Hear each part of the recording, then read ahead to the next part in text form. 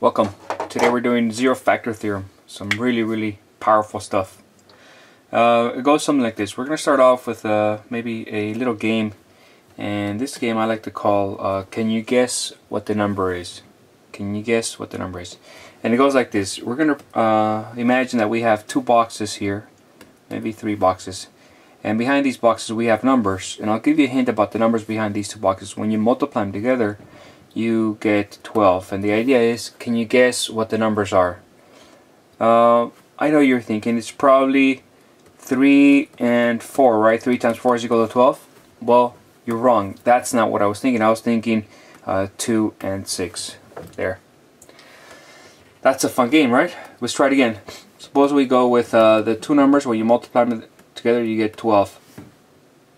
I know what you're thinking. You're thinking the numbers are probably 2 times 6 because they give you 12. And I would tell you, nope, that's not the numbers I was thinking.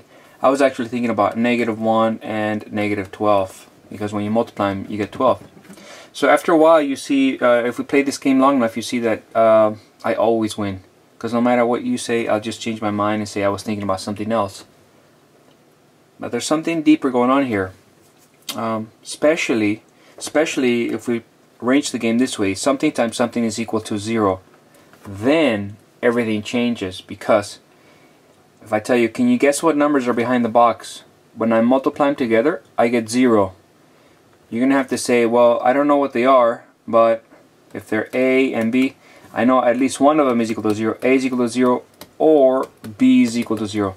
That right there is amazing. Because you would actually be right. Either one of them has to be 0 or the other one has to be 0. Especially for real numbers, where all our axioms work, we can actually prove that if one of them is not 0, the other one has to be 0. This is interesting because in other places, a couple of semesters from now, there may be classes where this fails to be true. For example, in matrices. You could have two matrices. When you multiply them together, you get the 0 matrix. But neither one is 0. That's amazing. So this thing is called the Zero Factor Theorem. And it says that if A times B is equal to 0, then at least one of them is equal to 0. A is equal to 0 or B is equal to 0. And it's very special to 0. It doesn't work for any other real number. All bets are off if it's a different number. Even if for something like 1. So I tell you something times something is equal to 1. Can you tell me that anything about these numbers? No. You might say, oh, it's equal to 1, -1, and -1. Nope. That wasn't it. It could have been 5 and 1/5. See that? It could have been 7 and 1/7. Really, the possibilities are endless.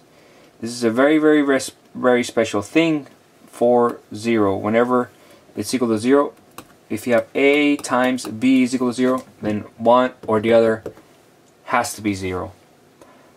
That, my friends, that's the Zero Factor Theorem. The next interesting question is, what the hell does that have to do with our class, right? What does that have to do with our quest, our journey here in solving equations? Well, come back and let's talk about that now.